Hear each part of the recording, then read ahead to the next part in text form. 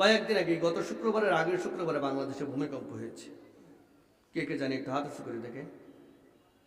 এখন তো নিউজ থাকে হাতের মধ্যে, তাই না? ভূমিকম্প হয়েছে কত পয়েন্ট মাত্রায় জানেন? 5.7 পয়েন্ট মাত্রায় ভূমিকম্প হয়েছে। সুবহানাল্লাহ। ভিতরে বসেন ভাই, শুধু শুনেছেন ভূমিকম্প, আজকে আমরা ক্লাস করব, ঠিক আছে? তো ভূমিকম্পটি কেন হয়, আর্থকুইক কেন হয়? ইংলিশে বলা হয় আর্থকুইক, আরবিতে বলা হয় ঝালসালা, আর নাম হলো ভূমিকম্প। উপরে আসে, এর নাম হলো কি? ভূমিকম্প। বিশ্বনবী সাল্লাল্লাহু আলাইহি সাল্লাম বলেন, সমাজে যখন 4টি কাজ বেড়ে যাবে। কয়টি? সমাজে যখন 4টি কাজ বেড়ে যাবে তখন ভূমিকম্প হবে।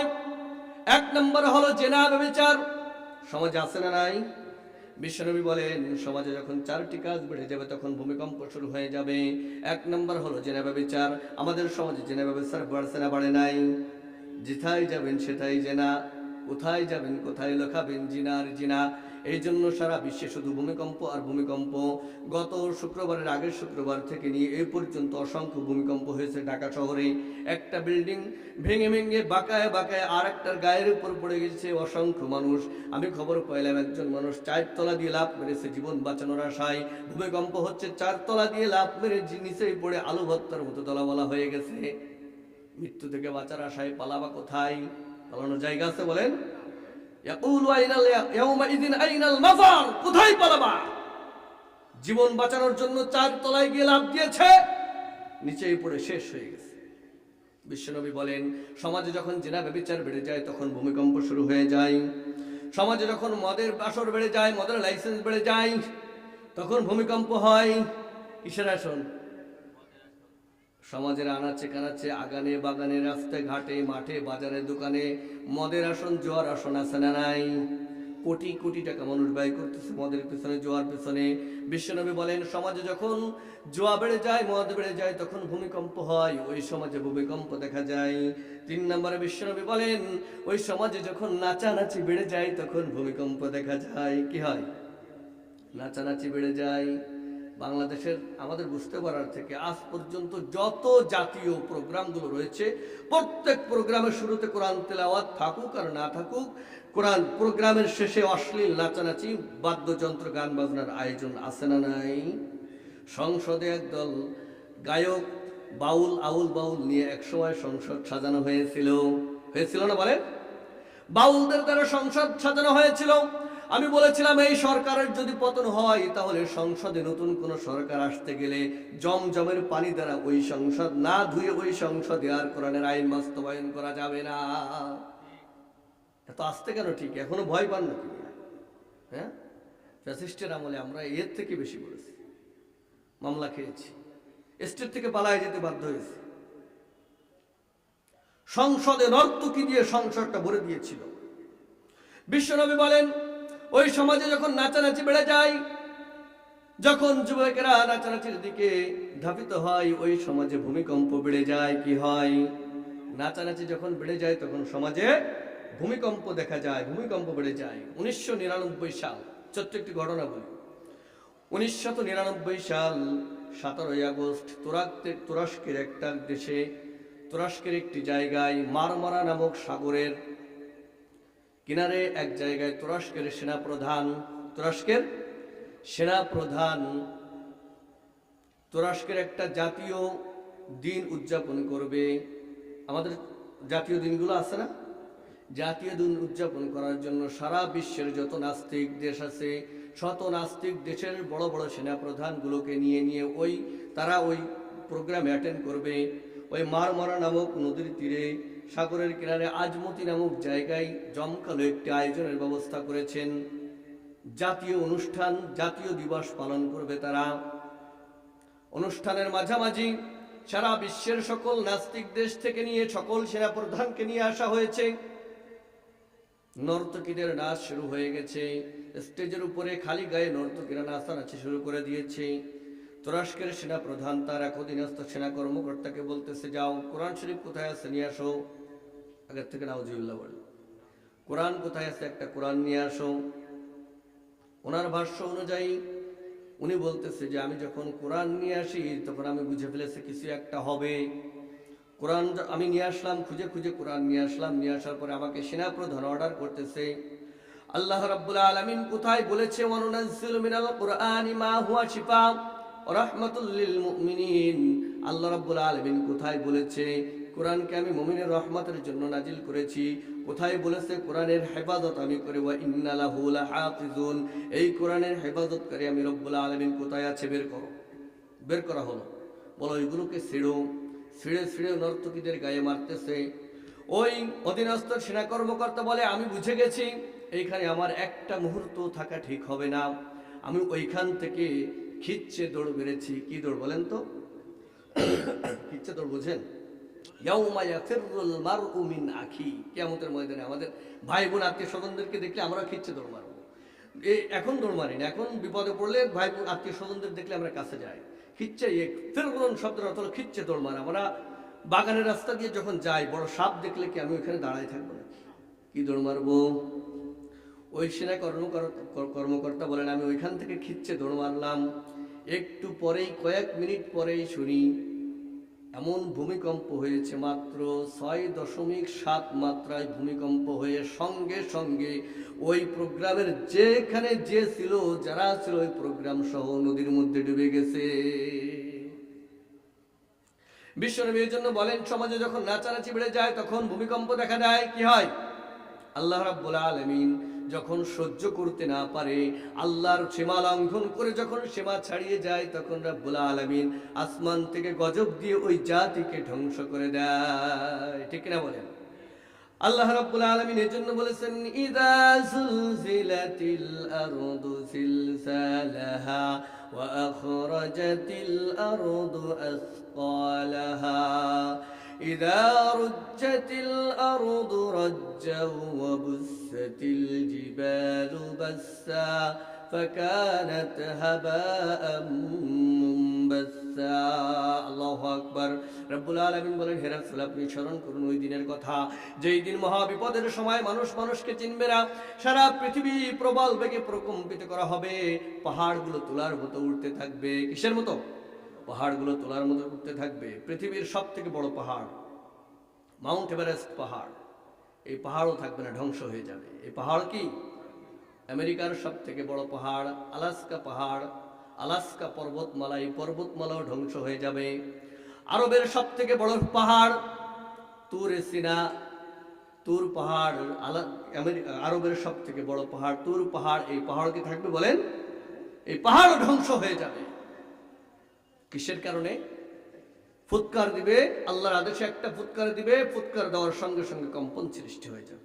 এই কম্পনটা কেন হয় এটা আমরা আগে একটু বুঝি। সারা বিশ্বে দৈনিক প্রায় 55 বার ভূমিকম্প হয়। কয়বার? সবাই বলেন কয়বার? 55 বার ভূমিকম্প হয়। যে দেশে জেনা, ব্যভিচার, মদ, ওই একটা হাদিসের উপর ডিপেন্ড করে। জেনা, মদ, নাচানাচি, অশ্লীল গান, এই 4টি কারণে ভূমিকম্প হয়। তো সারা বিশ্বে 55 বার ভূমিকম্প হয়। এই 4টি কারণ যেখানে দেখা দেয়, 4টি কারণের একটি কারণ যেখানে দেখা যায় সেখানে ভূমিকম্প হয়। সারা বিশ্বে প্রায় 55 বার দৈনিক ভূমিকম্প হয়। ভূমিকম্পটা কেন হয়? এই পৃথিবীটাকে 4 ভাগে ভাগ করা হয়েছে। কয় ভাগে? উপরিভাগে রয়েছে ক্রাস্ট, ক্রাস্টের উপরে আমরা আছি। ক্রাস্টটা খুব শক্ত, মাটি, বালু, পাহাড়, পাথর ইত্যাদি দ্বারা এই ক্রাস্টটা তৈরি। পৃথিবীতে এমন উপরিভাগ একটু বড় না? আমরা দেখি যারা রাজমিস্ত্রি কাজ করে এই পিলারকে সোজা করার জন্য ওলন ব্যবহার করে। উপরিভাগ একটু মোটা, লাটিমের মতো কিছুটা দেখতে, আর নিচের ভাগে আস্তে আস্তে সরু হতে হতে চলে আসে। পৃথিবীকে 4 ভাগে ভাগ করা হয়েছে। উপরিভাগে হলো ক্রাস্ট, তারপরে হলো মেন্টল, তারপরে হলো ইনার কোর, তারপরে হলো আউটার কোর। এই ক্রাস্টের উপরিভাগে সব থেকে ভারী শক্ত জিনিসগুলো রয়েছে। বড় বড় স্বর্ণের খনি, বড় বড় লোহার খনি, পাথরের খনি, যা কিছু খনি পাবেন, তেলের খনি, সব এই ক্রাস্টের মধ্যে। ক্রাস্টের নিচের ভাগে রয়েছে মেন্টল। এই মেন্টলের উপরিভাগ, মেন্টলটা হলো এক ধরনের জেলি, পানিও না, পানির মতো তরল না, এক ধরনের জেলি, জেলির মতো। এই মেন্টলের উপরে ক্রাস্টের নিচের ভাগে এক ধরনের টেকটনিক প্লেট থাকে, যেগুলোকে বলা হয় শিলা, আগ্নেয়গিরির শিলা, আপেক্ষিক শিলা। আমরা যারা জেনারেল শিক্ষিত আছি, বিজ্ঞান নিয়ে পড়েছি, আমরা জানি এই শিলার নাম। এই শিলাটাকে ইংলিশে বলা হয় টেকটনিক প্লেট। অসংখ্য টেকটনিক প্লেটের উপরে এই পৃথিবীটা ভাসমান। ছোটবেলায় আমরা শুনতাম ভূমিকম্প কেন হয়, আমাদের ছোটবেলায় দাদির থেকে গল্প শোনা যে ভূমিকম্প এই জন্য হয়, এই পৃথিবীটা একটা গরুর সিংহের উপরে ভর করে দাঁড়িয়ে আছে পৃথিবী, গরুটা যখন মাথা নাড়া দেয় তখনই ভূমিকম্প হয়। নাউজুবিল্লাহ পড়ে। বিজ্ঞান আবিষ্কার করেছে মেন্টলের উপরিভাগ, এই যে আগ্নেয়গিরির লাভা ও আপেক্ষিক শিলাগুলো রয়েছে, আপনার টেকটনিক প্লেটগুলো রয়েছে, টেকটনিক প্লেটের উপরে অসংখ্য শক্তিতে রূপান্তরিত করে এই প্লেটগুলো পানির উপরে ভাসমান থাকা নৌকাগুলো যখন নদীতে জোয়ার হয়, নদীতে যখন ঢেউ হয়, ঢেউ হইলে আমার দিকে খেয়াল করতে হবে, নদীতে যখন ঢেউ হয় আমরা রূপসা ঘাট পার হওয়ার সময় দেখেছি নৌকাগুলো দোলাদলি করে না, নাচানাচি করে না, ঠিক তদ্রূপভাবে এই যে শিলা টেকটনিক প্লেটগুলো রয়েছে, এই প্লেটগুলো অসংখ্য শক্তিতে রূপান্তরিত করে ওরা একের উপর বন্ধন সৃষ্টি করে রয়েছে। এই বন্ধনকে কখন হারায় ফেলে, যখন শক্তি একেবারে শেষ করে দেয়, শক্তিতে রূপান্তরিত করতে করতে। আমি দুইটি হাত যদি এখানে শক্তি দেই, দিলে টানাটানি করতে করতে এক পর্যায়ে অনেক শক্তি, যখন আমরা শক্তিকে ছেড়ে দেই, শক্তি যখন হারিয়ে ফেলি, তখন হাতটা বাঁধনটা ছিঁড়ে যায়। ঠিক তদ্রূপভাবে এই টেকটনিক প্লেটগুলো এমনভাবে রয়েছে অসংখ্য শক্তিতে, পৃথিবীর নিচে জমা থাকা শক্তিগুলো একত্রিত করে এই প্লেটগুলো রয়েছে। এই প্লেটগুলোর শক্তি যখন হারিয়ে যায় তখন মেন্টলের উপর থাকা এই যে লাভাগুলো রয়েছে, আগ্নেয়গিরির লাভা, এটা আপনার যে জেলিটা রয়েছে, জেলিটা পৃথিবীর নিচে ক্রাস্টের নিচের ভাগে, আমরা জানি যে এক বিজ্ঞানী ওয়াল বাহরিল মাসজুর, এই কোরআনের সূরা তুরের আয়াতকে গবেষণা করেছেন যে অগ্নিময় সমুদ্রের কসম। এই ওয়াল বাহরিল মাসজুর আয়াতের গবেষণা করতে করতে ওই বিজ্ঞানী মুসলমান হয়ে গেছে। চিল্লায় বলেন না সুবহানাল্লাহ। কেন মুসলমান হয়েছে বিজ্ঞানী? বিজ্ঞানী গবেষণা করলো কোরআনের মধ্যে কোনো ভুল নাই। যালিকাল কিতাবু লা রাইবা ফীহি হুদাল লিল মুত্তাকিন, এই কিতাবের মধ্যে কোনো ভুল নাই। ভুল তো আমি ধরতেই পারলাম না, কিতাব পড়তে পড়তে পড়তে পড়তে শুরু থেকে পর্যন্ত একটা ভুল সম্ভবত আমি পেয়ে গেছি। ওয়াল বাহরিল মাসজুর, অগ্নিময় সমুদ্রের কসম, পানির নিচে আবার আগুন থাকে কেমনে? এই বিজ্ঞানী গবেষণা করলো, তাহলে আল্লাহ কোরআনের এই কথাটা ভুল ধরেছে। ওই বিজ্ঞানী গবেষণা করতে করতে উনি পানির নিচে, মাটির নিচে যাওয়া শুরু করলেন। যা কিছু প্রয়োজন সব কিছু দিয়ে, তার পাইপ দিয়ে যা কিছু প্রয়োজন, গবেষণা করতে করতে মাটির নিচে যেতে যেতে ওই বিজ্ঞানী গবেষণা করতে করতে যখন যত নিচে যায় তত দেখে মাটি গরম, আরো গরম, আরো গরম, আরো গরম। পৃথিবীর নিচে আমাদের সামান্য যখন গরমের তাপ পড়ে যায়, মাত্র 40 ডিগ্রি সেলসিয়াস তাপমাত্রা থাকে, তাই আমরা গরমের থেকে বাঁচার জন্য এসির মধ্যে চলে যাই, গাছতলায় চলে যাই।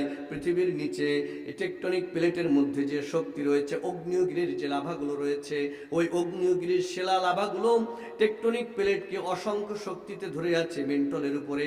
1 নয়, 2 নয়, 3 নয়, 5000 ডিগ্রি সেলসিয়াস তাপমাত্রা রয়েছে পৃথিবীর নিচে। চিৎকার দিয়ে বলেন না সুবহানাল্লাহ। যখন এই টেকটনিক প্লেট শক্তি হারিয়ে ফেলে, একের পর এক নাড়া দেয়, তখন একের পর এক ঘষা দেয়, নাড়াচাড়া করে, নৌকা যেমন নাড়াচাড়া করে এমন নাড়াচাড়া করে, তখন সামান্য মাত্রার ভূমিকম্প হয়। 10 ভাগে ভূমিকম্প হয়, 1 থেকে 5 পর্যন্ত, 1 থেকে 5 পর্যন্ত। আমরা একটু শুনলাম না, 5.7 পয়েন্ট তাপমাত্রায় মাত্রায় হচ্ছে ভূমিকম্প হয়েছে ঢাকাতে শেষ। তো 1 থেকে 5 পর্যন্ত স্বাভাবিক ভূমিকম্প, 6, 7 তীব্র ভূমিকম্প, 7 থেকে 8 পর্যন্ত ভয়ঙ্কর ভূমিকম্প হয়। এই ভূমিকম্পে অসংখ্য মানুষ মারা যায়, অসংখ্য মানুষ মারা গিয়েছে। যেমন 2010 সালে চিরিফের উপকূলীয় অঞ্চলে 8.8 মাত্রায় একটি ভূমিকম্প হয়েছিল। কয় মাত্রায়? যা হিরোশিমা, যার শক্তি কতটা ছিল, হিরোশিমা নাগাসাকিতে ফেলা যে বোমা ছিল, সেই বোমার থেকে 37,000 গুণ বেশি শক্তিশালী ছিল এই 8.8 মাত্রার ভূমিকম্প। যার কারণে এই ভূমিকম্পের কারণে এই উপকূলীয় অঞ্চলে প্রায় 2.5 মিটার দূর সরে গিয়েছিল, 2.5 মিটার উঁচু হয়ে গিয়েছিল, 3 মিটার সরে গিয়েছিল ভূমিকম্পের কারণে। আমরা জানি জাপানে এবং সিরিয়ায়, জাপানে দৈনিক প্রায় ভূমিকম্প হয়। জাপানে যে ভূমিকম্প হয়, এই ভূমিকম্পের কারণে জাপানিরা কিন্তু বিল্ডিং ঘর তৈরি করে না, জানেন তো আপনারা, কাগজ দিয়ে ঘর তৈরি করে জাপানিরা। ভূমিকম্পের রাস্তাঘাট হঠাৎ করে সব ভেঙে দেয়। তাহলে বুঝতে হবে জাপানে কি জেনা এবং বিচার মদ জোয়া বেশি আছে। কথা বলেন, বেশি আছে। এজন্য জাপানের প্রতিনিয়ত ভূমিকম্প হয়, দৈনিক ভূমিকম্প হওয়ার অনেক ভূমিকম্প হয়। দেখেন জাপানে যে ভূমিকম্প হয় তারা কাগজের ঘর বানায়, এবং এই ভূমিকম্পের কারণে একটা ভূমিকম্পতে পৃথিবীতে প্রায় 9 থেকে 10 দশকে একটা ভূমিকম্পে প্রায় 1.5 লক্ষ মানুষ মারা গিয়েছিল। এবার 2010 সালে হাইটিতে 2 লক্ষ মানুষ এই ভূমিকম্পের কারণে মারা যায়। 2004 সালে সুনামি হয়, সাগরের নিচের ঝড়। এই সুনামিটা কেন হয়? এই যে মাটির নিচে থাকা যে টেকটনিক প্লেটগুলো রয়েছে, প্লেটগুলো একে অপরে যখন নাড়াচাড়া করে তখন তীব্র মাত্রার ভূমিকম্প হয়। এই প্লেটগুলো যখন একের উপরে এক উঠে যায় তখন ওইখান থেকে একটার উপর একটা যখন উঠে যায় তখন ওইখান থেকে বড় বড় পাহাড়ের তৈরি হয়। মাউন্ট এভারেস্ট যে পাহাড়টা পৃথিবীর সব থেকে বড় পাহাড়, এই ভূমিকম্পের কারণে একটা টেকটনিক প্লেট আরেকটার উপরে উঠে যাওয়ার কারণে ওই পাহাড়টা তৈরি হয়ে গিয়েছে। সুবহানাল্লাহ বলে। এই পাহাড়ের ব্যাপারে রব্বুল আলামিন কোরআনের মধ্যে একটি সূরা নাযিল করেছেন, ওয়া আনজালনাল হাদিদা ফীহি বাসুন শাদীদু ওয়া মানাফিউ লিন-নাস। এই পাহাড়কে রব্বুল আলামিন পাহাড়কে আমাদের জন্য লোহা রূপে সৃষ্টি করে দিয়েছেন। সুবহানাল্লাহ বলে। পাহাড়কে কি করেছেন? পৃথিবীটা তো আমাদের পানির উপরে, জেলির উপরে ভাসমান, নড়াচড়া করবে, যার কারণে ওই টেকটনিক প্লেট একটার উপরে একটা উঠাই দিয়ে পাহাড় তৈরি করে দিয়েছে। সুবহানাল্লাহ বলবেন। আল্লাহ রাব্বুল আলামিন পৃথিবীতে যত সুনামি হয়, যত ভূমিকম্প হয়, আমরা দেখেছি পাকিস্তানে সম্ভবত গত বছর বালুর পানির যখন বেশি হয়, স্রোত হয়, তখন বালুর পানির স্রোত আমরা দেখেছি, বালুর স্রোত তো মোবাইলে দেখেছি। পাকিস্তানে সুনামি হয়েছে, সিরিয়াতে সুনামি হয়। এই সুনামিগুলো হয় এই টেকটনিক প্লেট আরেকটা প্লেটের সাথে যখন সংঘর্ষ, শক্তি হারিয়ে ফেলে, যখন একটার উপর থেকে আরেকটা সংঘর্ষ দূরে সরে যায় তখন একের পর এক সুনামি হয়, ভূমিকম্প হয়। রব্বুল আলামিন এ ব্যাপারে সূরাতুল হাজ্জের প্রথম আয়াতের মধ্যে বলেছেন, ইয়া আইয়ুহান নাসু ইত্তাকু রাব্বাকুমুল্লাযী খালাকাকুম মিন নাফসিন ওয়াহিদা ইয়া আইয়ুহান নাসু ইত্তাকু রাব্বাকুম ইন্না যালজালাতাস সাআতি শাইউন আযীম। আল্লাহু আকবার। রব্বুল আলামিন বলেন, ও দুনিয়ার মানুষ সকল, ইত্তাকু রাব্বাকুম, তোমরা আমার রবকে ভয় করো, আমাকে ভয় করো। ইন্না যালজালাতাস সাআতি শাইউন আযীম, সেই দিনকে ভয় করো। আমাকে যদি ভয় না করো, ইন্না যালজালাতাস সাআতি শাইউন আযীম, নিশ্চয়ই পৃথিবীকে বড় একটি প্রবল বেগে ভূমিকম্পন করা হবে।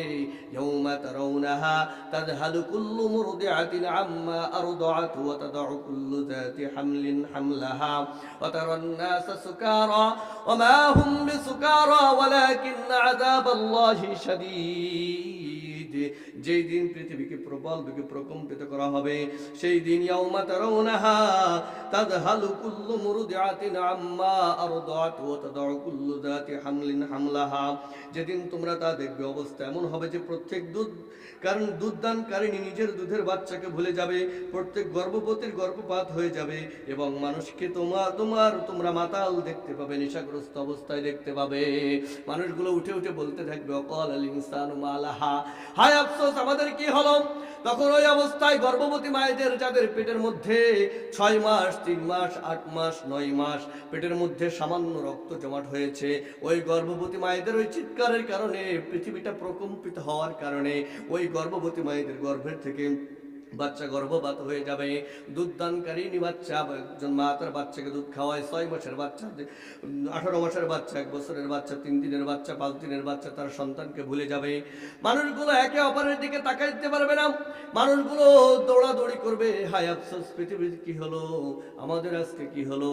মাথা পাগল হয়ে যাবে, নেশাগ্রস্ত অবস্থায় থাকবে, সব পাগল হয়ে যাবে। সেই যে ভূমিকম্প হবে, ভূমিকম্পের সবাই পাগল হয়ে যায়। একটা ঘটনা বলে, ছোট্ট একটি ঘটনা বলে আবার আলোচনা শেষ করব। আমাদের বাগেরহাটের ডাক্তার মুজাম্মেলের নাম আপনারা শুনেছেন। এমপি ক্যান্ডিডেট ছিলেন আওয়ামী লীগের আমলে। ওনার শ্বশুর ডাক্তার মুসলিম, উনি তখন ডাক্তার, তখন এই সিজারের নিয়ম হয় নাই।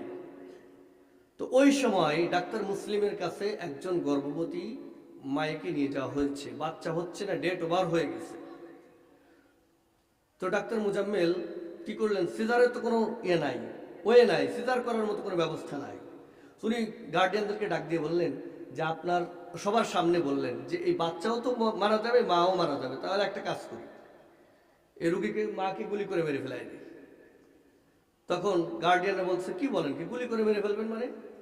কাছে ডেকে নিয়ে, আড়ালে ডেকে নিয়ে বলতেছেন, আমি মারবো না, একটু ভয় দেখাবো। রুগীকে বলল যে তুমি তো মরে যাবা, তোমার বাচ্চাকে বাঁচায় রাখার জন্য তোমাকে আমি গুলি করে মেরে দেবো। দেয়ালে পিঠ দিয়ে সোজা হয়ে দাঁড়াও। উনি একটা বন্দুকের মতো আওয়াজ হয় এমন একটি আওয়াজওয়ালা একটি বন্দুক নিয়ে গুলি করার দিয়ে মাথার উপর দিয়ে একটা গুলি করে দিলেন। গুলি করে দেওয়ার সঙ্গে সঙ্গে ওই গর্ভবতী মায়ের পেট থেকে বাচ্চা গর্ভপাত হয়ে গেছে। চিল্লায় বলেন না সুবহানাল্লাহ। তাহলে সামান্য দুনিয়ার ডাক্তাররা যদি একটা বন্দুকের আওয়াজ দিয়ে যদি গর্ভপাত করাইতে পারে, রব্বুল আলামিনের দায়িত্বরত একজন ফেরেশতা একটা ফুৎকার দিয়ে কি গর্ভপাত করাইতে পারে কি পারে না? রব্বুল আলামিন বলেন, ওয়াকালাল ইনসানু মা লাহা ইয়াউমা ইযিন তুহাদ্দিসু আখবারাহা। ফেরেশতারা তখন, ওই জমিন তখন আমাকে বলবে, আমার দিকে তাকিয়ে থাকবে, জমিন বলবে, ও আল্লাহ, জমিনের জবান খুলে যাবে। কিয়ামতের ময়দানে আবার হাত সাক্ষ্য দেবে, পা সাক্ষ্য দেবে, জবান খুলে যাবে। মানুষের, প্রত্যেকটা মানুষের 4 জন সাক্ষী থাকে। কয়জন? 4 জন সাক্ষী। একজন সাক্ষী হলো আমার নিজের দেহ, হাত পা, চোখ, কান, নাক, গাল ইত্যাদি। একজন সাক্ষী হলো কিরামান কাতিবিনা ইয়ালামুনা মা তাফআলুন, কিরামান কাতিবিন। তৃতীয় সাক্ষী হলো জমিন। চতুর্থ সাক্ষী হলো আল্লাহ। কোথায় যাবে? আইনাল মাফার, কোথায় পালাবা? পালানোর জায়গা নাই। জমিন বলতে থাকবে, ও আল্লাহ, এই দিন অমুক সময় অমুক তারিখে রাত 12টার সময় একজন মানুষকে গলা কেটে হত্যা করেছিল। গত পরশুদিন খুলনা কোর্টের সামনে, জজ কোর্টের সামনে পরপর 2টা মানুষকে প্রথম চাপাটি দিয়ে গলার উপর আঘাত করা হয়েছে, তারপরে গুলি করে পুলিশের সামনে, প্রশাসনের সামনে গুলি করে হত্যা করা হয়েছে। জমিন সাক্ষ্য দেবে, ও আল্লাহ, এই কোর্টের সামনে অমুক ব্যক্তি অমুককে হত্যা করেছিল। আমি বলতে থাকবো, ও সম্পদ, ও টাকা পয়সা, ও গাড়ি বাড়ি, তোর জন্য কত মানুষকে মেরেছি, তোর জন্য কত হত্যা করেছি, আজকে তুই আমার পর হয়ে গেলি, তুই তো আমার আপন হলি না। সাক্ষ্য দিবে। করবেন কি? করার কিছু আছে? আল্লাহ রাব্বুল আলামিন আমাকে আপনাকে এই তাফসীরুল কোরআন মাহফিল থেকে কিয়ামতকে বুঝে নিজের জীবনকে পরিচালনা করে ইমানি অবস্থায় মৃত্যুবরণ করতে পারে। যা কিছু বলেছি এবং শুনেছি আমাদেরকে আমলে জিন্দেগিতে পরিণত করবার মতো তৌফিক দান করে পড়েন, আমিন। আসসালামু আলাইকুম ওয়া রাহমাতুল্লাহি ওয়া বারাকাতুহু।